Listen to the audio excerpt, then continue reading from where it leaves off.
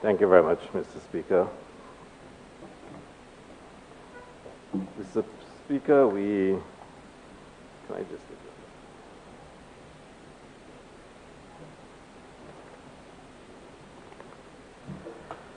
We come before this Honorable House to discuss and to approve more borrowing from this government for COVID.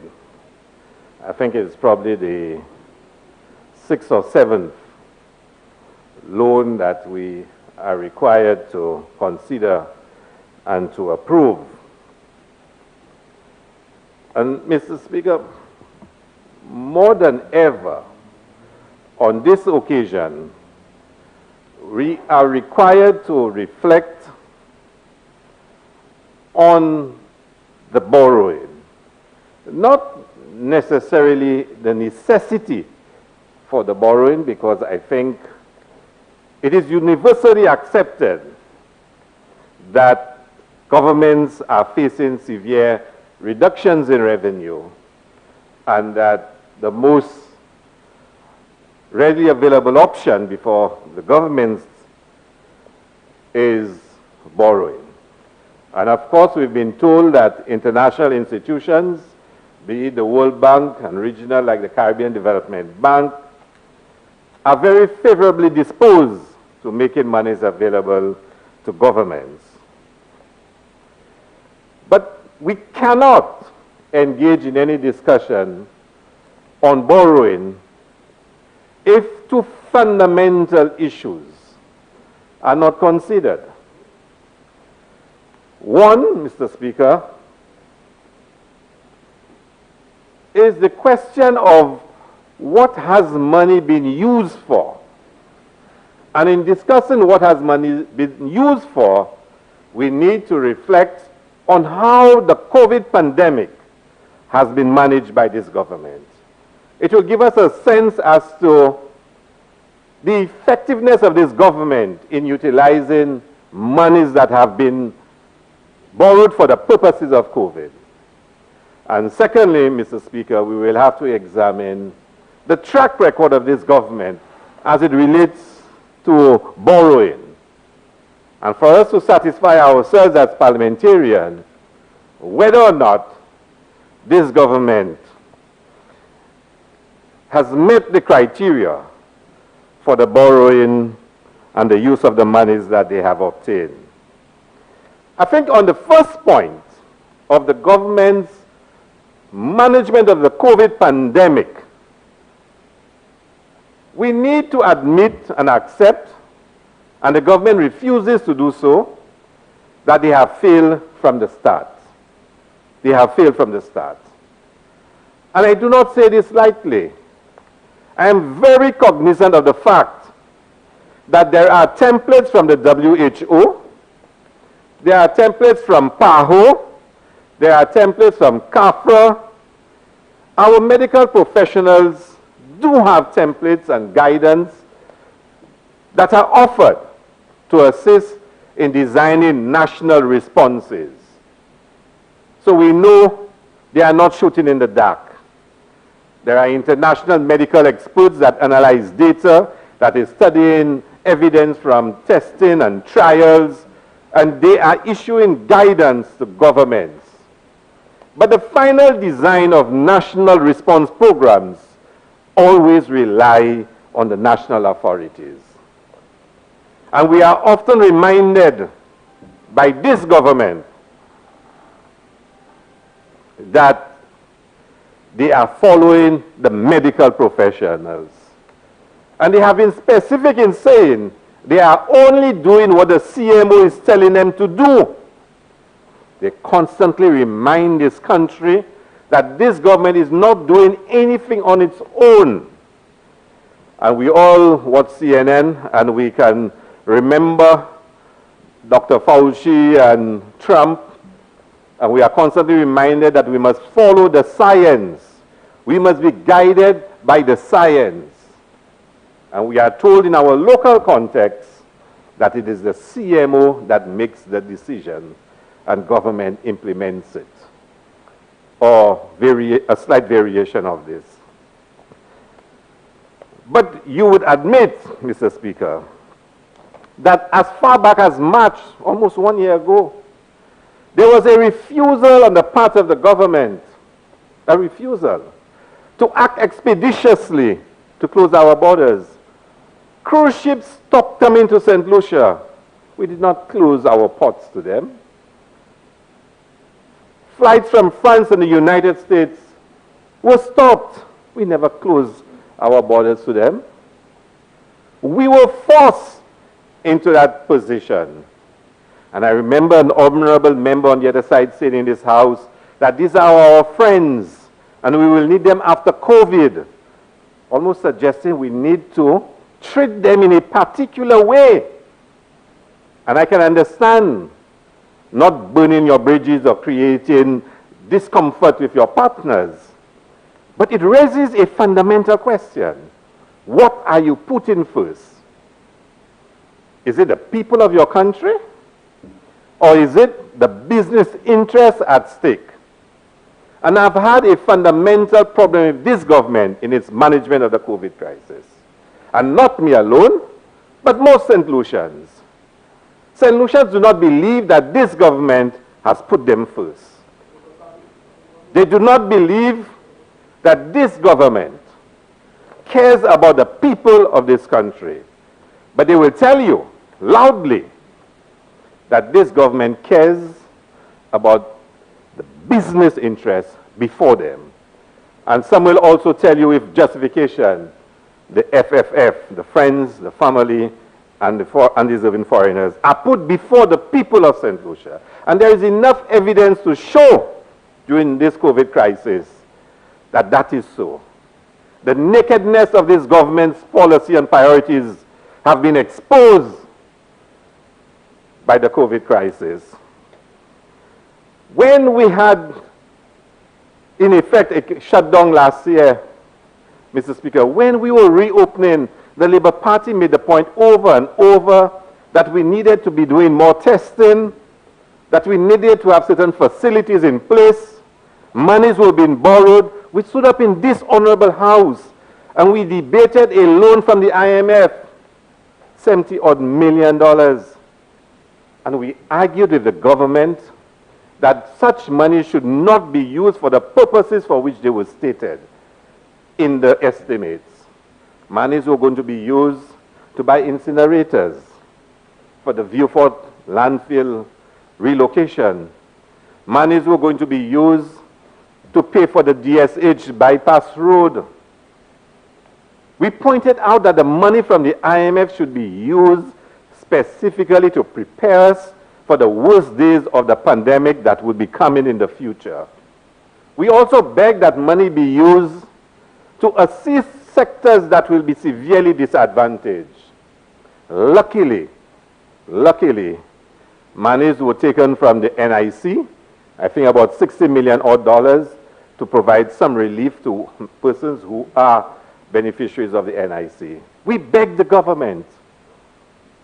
From the start, they did not put in place the necessary infrastructure that one could have dealt with a future spike or worsened situation, and certainly to take care of the people that were being affected, Mr. Speaker. We also witnessed the government not being sufficiently strict and rigid with the arrangements for hotels, but we understand why. It comes back to the point I made about the FFF and protecting business interests before the people of St. Lucia. Yes, we understand that you must maintain relationships with the hotels, but our people's welfare must always be put first. And the hotels enjoyed a latitude to do things that you could not have been done in other countries. The hotels felt empowered in St. Lucia. And I am saying, and we have repeated it, that we have to always put the people first. That the arrangements had to be put in place, Mr. Speaker, to make sure that the people are put first. We complain about the respiratory hospital. We kept saying that the conditions were not right. And of course, later on, some repairs and upgrading was done, but we'll come to that a little later on. So, Mr. Speaker, at every instance, the government has always been one step behind. It has been borrowing, but they have been one step behind. And I will give you the statistics to show it. But there's something about this government, the way they operate. It's a lot of PR. The leader of the opposition calls it flashing lights. They like to vaguely people. Everything is about public relations positioning. And I've said, and I've given the member from Miku South, the Prime Minister, his credit. He says he's a marketer. And I've said he's very good at it. He believes he can sell snow to the Eskimos. So he's good at it. He believes, he can mamagai anybody for any story. So they constructed some stories. They are number one in the Caribbean and even the world. They were boasting in this honorable house, boasting that the whole world must take example from what St. Lucia is doing.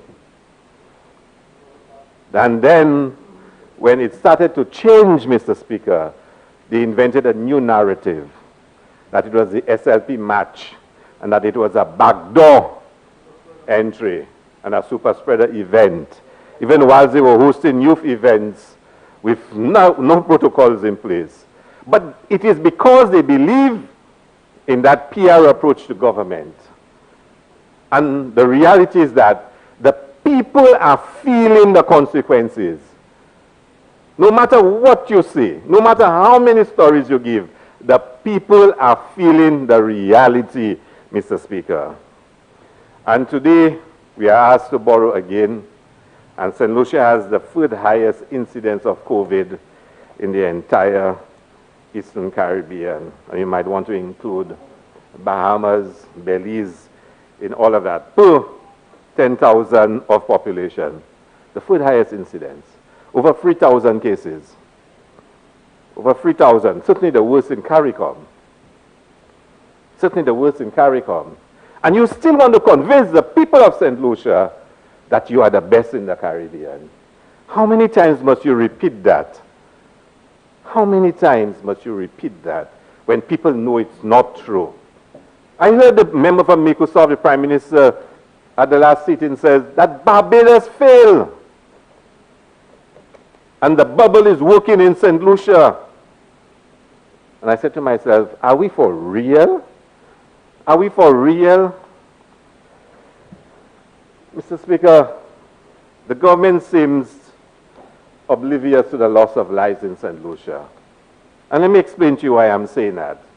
And when we are borrowing monies, Mr. Speaker, we have to be able to justify to the people of St. Lucia that the monies are going to be used in a manner which will benefit them to the max, Mr. Speaker. When we started the year, Mr. Speaker, we had 5 deaths. 5. When we met here 2 weeks ago, we had 22 COVID-related or COVID deaths. 22. We started with 5. When we last met 2 weeks ago, we had 22. As of yesterday, we had 32 deaths. 10 deaths in the last 2 weeks. So in November, we had 2 deaths. In December, we had 5 deaths. In January, we had 10. And in February, we've had 17. This is the reality. This is the background against which we have been asked to borrow $80 million again. And I said last week, in the last 2 weeks when we met, and I'll say again, since the start of the year, we seem to have a death every 2 days, about 48 hours. Since the start of the year, every 48 hours we have a death. And no matter what the members opposite can say, the St. Lucian families, and I ask that they have strength in those difficult times, will tell you the horror stories of the deaths of their family members. And do not be so insensitive, Mr. Speaker, to proclaim. Most of them had underlying conditions anyway. This is uncaring and it is callous. Almost suggesting that if you have an underlying condition, you are destined to die. Anyways, so what? That can't be the insensitivity of a government. I heard the Minister of Health, and I will say, Mr. Speaker, the worst minister we've had in the history of St. Lucia. The worst minister. Yes, I can imagine that, Honorable Member from Castro Central, because it is true. Ask St. Lucians who they believe has been the worst, I was going to say worst Minister of Health, but I will say the worst minister that we've ever had. And you know what is sad? On her side, Mr. Speaker, she got an award for independence yesterday. Unprecedented anywhere in this world. A sitting member of cabinet gets an award. Don't take the debate beyond what it's supposed to be. I beg your pardon, Mr. Speaker? Don't take the debate beyond what it is. No, I am continuing. So, she was making the point that people who get COVID, it was their fault, their responsibility. Can you imagine that? A Minister of Health saying that the people who got COVID, they dropped the ball. They dropped the ball. A Minister of Health. In a time when the country needs psychological support, people need emotional upliftment, they need reassurances, you are saying to them, you got COVID, it's because you dropped the ball, it's your responsibility. That is the character, the personality of the government that is borrowing more money for COVID again, Mr. Speaker. I heard this morning the Prime Minister thanking the Indian government for the vaccines that he will receive. Mr. Speaker, this government's greatest failing in this COVID pandemic has been the issue of vaccines. Not because the other elements does not matter, but every single person involved will tell you the greatest source of, relief has to be the vaccine. Yes, your mask and 6 feet apart, now is 3 feet apart, I'm told, has to lie in the vaccine. And I honestly thought that this government was doing every single thing to make sure we get vaccines in St. Lucia. Every single thing. And then I heard the leader of the opposition say that the Labour Party, if in power, would have used all its diplomatic contacts to make sure that St. Lucia has enough vaccines, and we would have commenced at the earliest a vaccination program. And then I heard the government PR machinery start unfolding about vaccines. They told us that the COVAX vaccines would be here by the middle of February to the end of February. And that vaccination in the COVAX vaccines would have started first week of March. Is that still the case? Has the COVAX vaccine arrived? And then we heard Barbados and Dominica were getting vaccines as a grant from India, and St. Lucia was nowhere in the picture. And I wondered what happened. Surely, we should have ensured our diplomatic arm was stretched, and enough would have been done to make sure we got vaccines.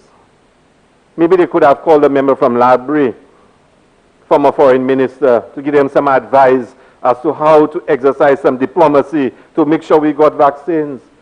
Prime Minister of St. Vincent, Ralph Gonzalez, was getting his Sputnik from Russia. And where was St. Lucia? Nowhere to be found.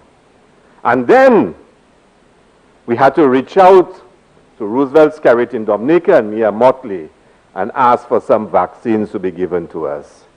And we must be thankful to those two prime ministers for reaching out and supporting St. Lucia. Couldn't the hundreds of millions of dollars borrowed before be used to secure vaccines for St. Lucia? Why couldn't that be done? Because this government eyes were not focused on the proper management of the COVID crisis. Was not. And let me share some information with you, Mr. Speaker. Many countries have made a request to India for vaccines. And let me tell you what the Indian government has approved and where St. Lucia is within that grouping. Antigua is getting 40,000 vaccines from India, 40,000. With each individual getting 2 doses, which means 20,000 patients can get, 20,000 persons can get, that will vaccinate 20.4% of the population. Barbados, we know, is getting 100,000. St. Kitts is getting 20,000, with a population of about 53,000 people. 18.8% of their population will be vaccinated from that grant. St. Vincent is getting 40,000 vaccines from India, with a population of 110,000. 18% of the population will be vaccinated. St. Lucia is getting 25,000. It will vaccinate 6.8% of our population. St. Vincent is getting... Speaker, I want to raise on a point of order. The honorable member is misleading the House. I don't want to disturb your presentation. But, Mr. Speaker, the amount of vaccines that we're getting from India in total is 185,000. I don't know if the member is speaking as it pertains to those countries' full doses, or is it their first batch that they're receiving? So we need to clarify that we're getting 20,000 in the first batch, but 185,000 as part of the Indian Alliance. So we also need to differentiate between COVAX, Indian Alliance, and then as well, Mr. Speaker, there's a CARICOM Alliance. So the member is using various situations to mislead the public, which is unfortunate. Can I just repeat what I said, Honorable member? No, you said that St. Lucia is receiving 25,000. I said the grant from the Indian government. I said they granted to Dominica, they granted to Barbados, and I gave what the other countries are getting for grant from the Indian government. St. Lucia is getting $20,000 as part of the grant from the Indian government. $20,000 or 20,000? 20,000, I said. Vaccines, yeah. He's saying St. Lucia is receiving. I don't know if St. Lucia is receiving from CARICOM, that's also coming from India. Receiving... COVAX also coming from India. I'm speaking about the grant from the Indians. I think it's the Serum Institute of India. No. That's the grant from the Indians. He's saying that St. Lucia, the grand total St. Lucia is receiving is 185,000. 185,000. And No. Not from grant. No, our full batch is 185,000. But you just... But so, let's just clarify this, because I think not the what member has to from be Kusov has already said the it's not grant. 20,000, is it grant? Not from grant. 25,000 is grant. 25,000 is the grant. So you understand? So I'm No, correct. But he needs to clarify what he's that's what saying. I That's said. okay, sir. Okay. 125 in total. So, Mr. Speaker, the point I was making is that there are countries reaching out to India to get grants of vaccine, which are the first batch that's going out. St. Lucia was nowhere in the picture, nowhere. And even when the Indian government was making its final determination of who gets what, St. Lucia was not even in the forefront. I just mentioned the figures. St. Lucia was not even in the figure. St. Lucia is not even perceived as a significant player in the diplomatic circles. It's not even seen. And if the member from Castro Central wants to have a discussion about St. Lucia's diplomatic positioning, I will leave it up to my colleagues to respond appropriately, and I think he has done so very well. St. Lucia is a non-player on the international stage, Mr. Speaker. But let's move on. Well, that's fine. We do have a Teoakin, so, and many others. And many others that will be made public very shortly, Mr. Speaker. And you don't have a Butch Stewart either. So, Mr. Speaker, you see, if you are going to tell, Honorable. But you could say a Jufar Gadai, I can't say a Butch Stewart. Honorable member, I'm now speaking. Let's not do the... Mr. Speaker, when you sit in, I understand, but when you don't start it. Don't Some start things, it. I respect that. exactly. When you're sitting, do that. When you're at the podium. Yeah. Now, I heard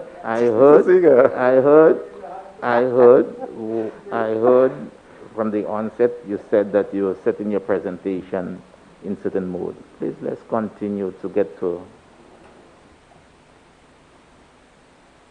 All right, Mr. Speaker, I'm very much on track. I'm laser guided, Mr. Speaker. Laser guided. I've just started.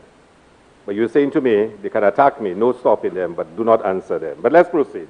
You say, Mr. Speaker, if you're going to ask us to support borrowing, and you're going to ask the people of St. Lucia to be in support of borrowing another $80 million, Mr. Speaker, the data that is provided to the people of St. Lucia must be very transparent. It must be very transparent. And all St. Lucians will tell you that the press releases that come out with information on COVID cases in St. Lucia leaves a lot to be desired. First of all, they come in the darkness, in the late night, when a lot of St. Lucians are already asleep. And some people even cynically believe that's done deliberately. Because if it's done in the morning, it can generate more discussion and more outrage. But if you do it at late night, less people see it, and whatever else. But there's something more to it, Mr. Speaker. You have to be assured as a nation that the professionals are receiving information and they are analyzing it and they are making policy position recommendations to this government. St. Lucians do not know. In the beginning it was done. You would hear how many from this community, how many from there. Stop. We don't know where the clusters are, whether it's the supermarket, whether it's the call centers, whether it's the hotels. It's important for people to know those things. Because if I know that it is rum shops is the primary source of community spread, I'll probably avoid it. I probably would. We don't know where the clusters are located. We stopped getting all the details that we used to get in the beginning. And we really starting to wonder. And people have said it. Whether the information they get in, they should rely on it. They should be guided by it. Because they become suspicious. They become very suspicious of it, Mr. Speaker. And the latest, somebody stopped me and asked me whether or not the statistics that are released now include data on the rapid testing. And I asked, but why? I would believe it is. And they said to me, no, because there was a memo that came out saying, from the ministry, that when you've tested positive under the rapid test, you still have to go and do the PCR. There was a memo circulated saying that.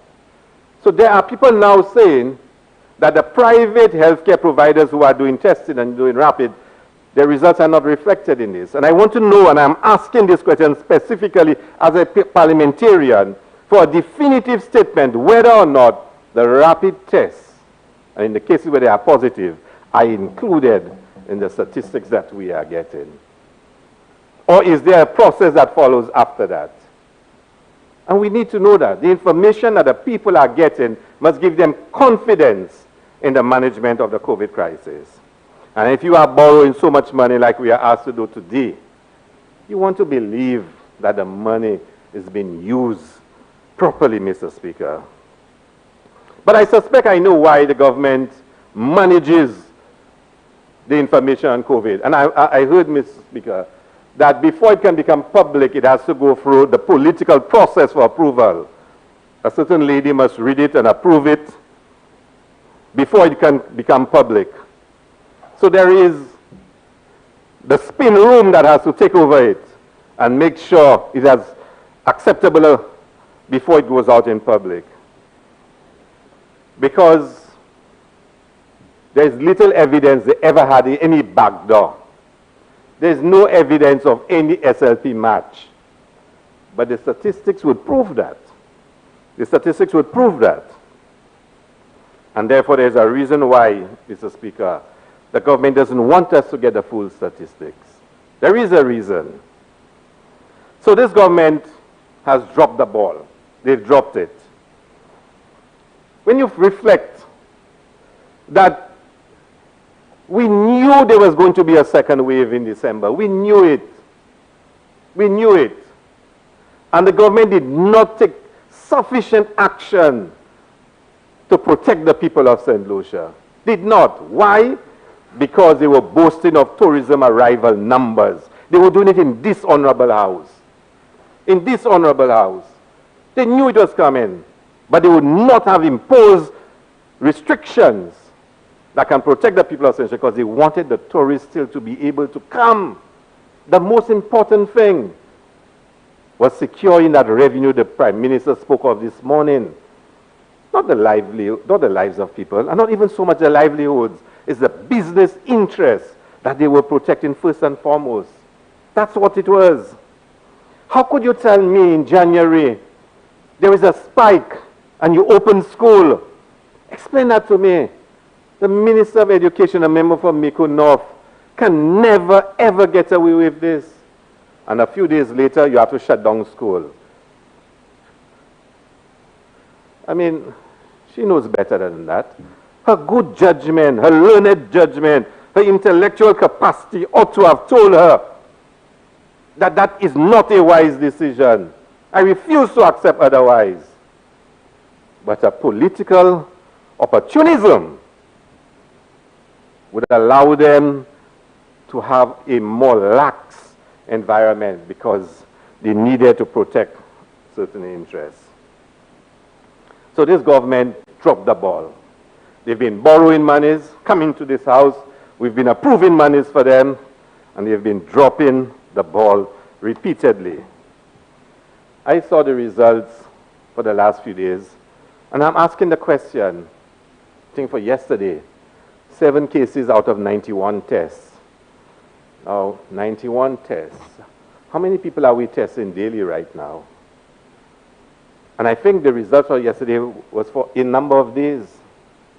I had a friend who called me 2 days ago and he said to me, "Boss, can you imagine I did a test on the 2nd of February and they called in me, I think on the 20th, almost 18 days later, to tell him, have you been staying at home isolating? He said, yeah, I've been at home. I'm just waiting on you all. We just want to let you know that you're positive. Almost 18 days after. Now he moves from a positive case to recovered, because it's more than 14 days, so he's already recovered. And that's not the only case. There are numerous stories of this in this country. But back to the 91 tests, 7 positive, I think last night. And I'm trying to ask, how many tests are we really doing? How many? How many? And there's no doubt, Mr. Speaker, that the number of tests. Now, I don't know, Mr. Speaker, exactly what might be motivating that. Is it that we don't have test kits in St. Lucia enough? Is it that, some of the stuff required for testing is not available? We should be testing more. The last time we were in this house, this government told us that they were stepping up. Stepping up. That was 2 weeks ago. And we're coming to borrow $80 more million. We don't even know why we're borrowing it, really. We don't even know. And testing seems to be going down. Why? But again, the information is not being provided to the people of St. Lucia. And then people get cynical. People become distrustful. And then you wonder why. It's because the people do not trust this government. They do not trust this government. There are questions as to whether or not the UK variant is now the dominant variant in St. Lucia. We were told in December a number of samples were sent to CAFRA. It came back with 5 cases of the UK variant, 2 UK nationals, and I'm tempted to ask whether those UK nationals came in through the back door or whether they were at any match. And I would love to ask the member from Babu know that, because he's one of the loudest shouters of the Labour Party match. He and the member from Soufre, Saltibus. So, Soufre Fosse Jacques. He's one of the loudest voices saying, is the Labour Party match, the Labour Party match. But the Labour Party will match on him. So we will see. The time is coming. The time is coming, Mr. Speaker. Did the UK nationals who tested positive for the UK variant, did they come in through the back door? Were they at the match? And 3 other solutions from 3 disparate communities. How many UK cases have we had in St. Lucia? And I saw somewhere a slide that said that they've had 15 cases in St. Lucia. Can somebody tell us what's the true state of the COVID situation in this country? I heard this morning the reaction of the member from Castries Southeast when the leader of the opposition, a member from Castries East, spoke about Victoria Hospital. Mr. Speaker, I don't want to engage in that crosstalk with the member. A video was done by a patient and shared. And I have a copy of the video. I don't need anybody to read any text message, or at least purport to be reading a text message from a patient that knew the name of 15 doctors and 20 nurses. I have a video. I have a video. And I came into this house and I said, gentlemen, you all are borrowing monies. Can you please ensure that the hospital is upgraded with enough beds and the necessary facilities to meet any future isolation needs that we would have? I said, I went there and I noticed it's painted freshly and a lot of excitement. And I was told, and typical government style. It's so beautiful. In all its years, Victoria Hospital has never looked so beautiful. Blah, blah, blah, and dancing. But the fundamental issue of the capacity for beds and equipment was never addressed. We have never seen a report in this House, Honorable House, of how monies have been spent, and in particular on VH and what it was spent on. And then we had a crisis. Spike. So many individuals in isolation. Of course, one can understand that you can never seem to have enough capacity in one facility. You probably need to have other facilities on standby. But the point we were making is that enough was not spent on enhancing the capacity of the Victoria Hospital. And all this talk about, it has end and that's meaningless. The essence is the priorities of this government has been misplaced. And there's been a lot of borrowing, Mr. Speaker. And you cannot say that you are satisfied that it has been used in a manner which gives you confidence that this government is managing the monies that have been borrowed well. So the government has failed in prioritizing spending.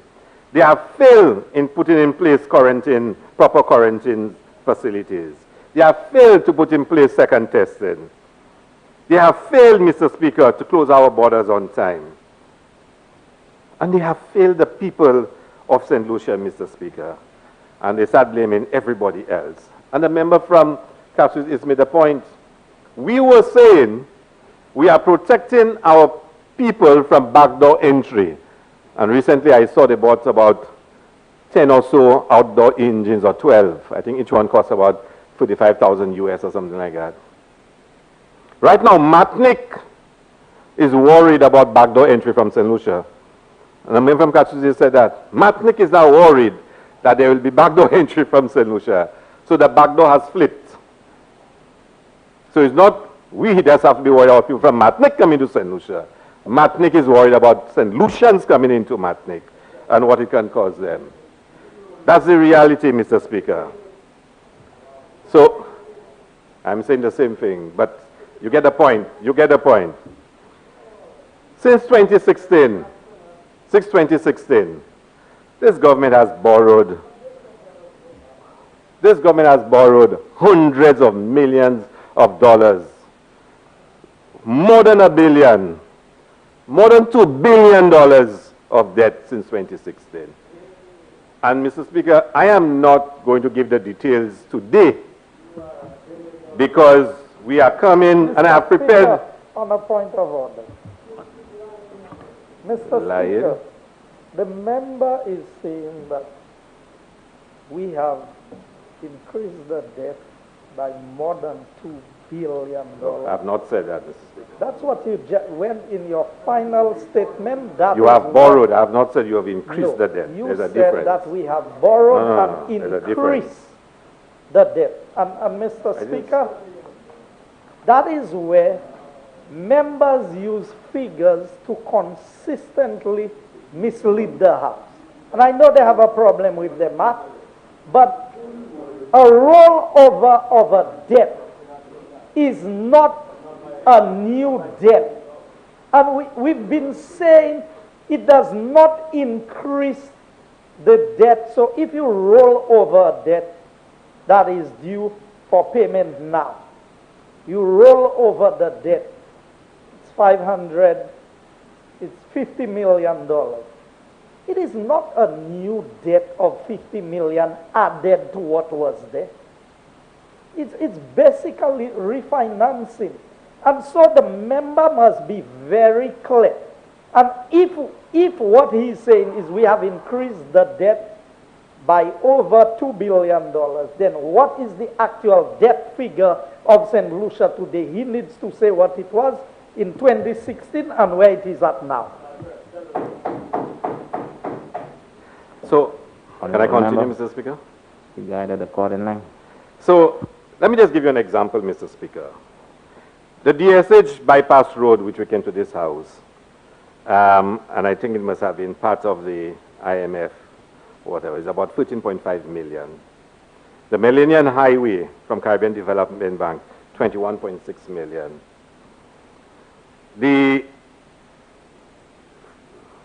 You want me to give all the details?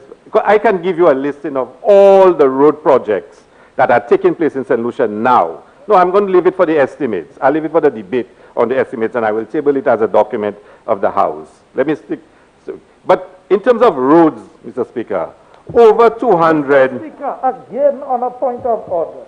The Millennium Highway is a grant by the UK government. How does it accumulate to debt? The JICA bridge is a grant from the Japanese government. The member persistently misleads the House with false figures. Mr. Speaker. With figures to paint a bad picture. Use credible information to present in the House. If you want, Mr. Speaker, that cannot be allowed to continue. Which $21 million that is for the Millennium Highway? Did he dream of that number last night? Honorable members. Mr. Speaker, I mean, this is dishonesty.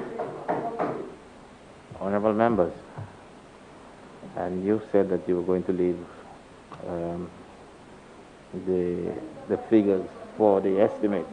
Mr. Speaker. Where the social and economic review should produce the current situation as to the national debt.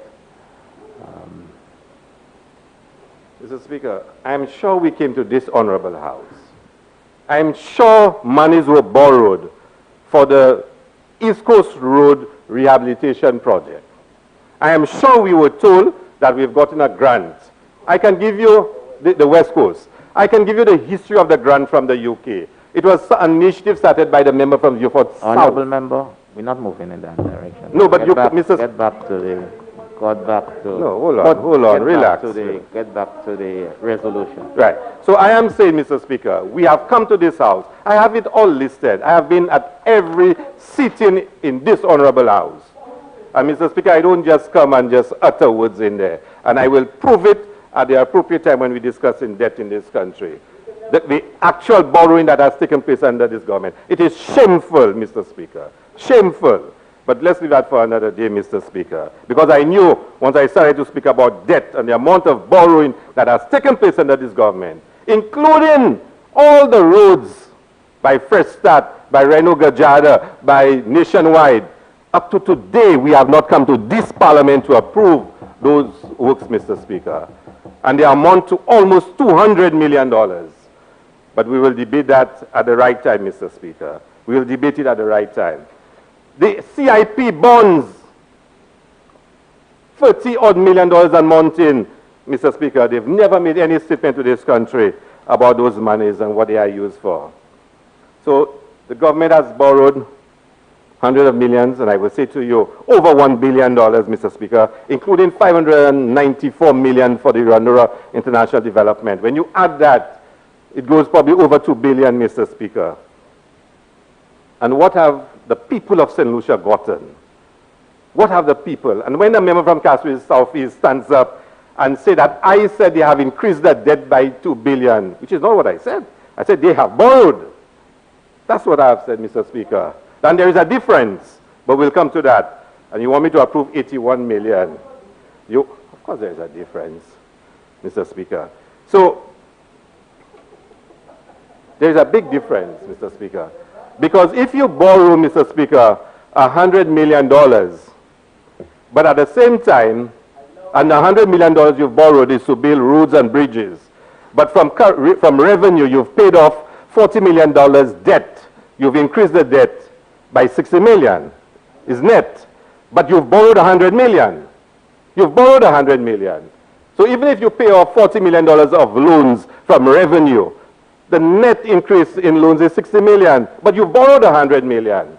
But I guess, Mr. Speaker, that's wasted on them, Mr. Speaker. But tell me, Mr. Speaker, the monies that have been borrowed from the IMF, from the World Bank, from the CDB, that speaks of income support, where have those monies been spent? Where have it been spent, Mr. Speaker? Where has it been spent, Mr. Speaker?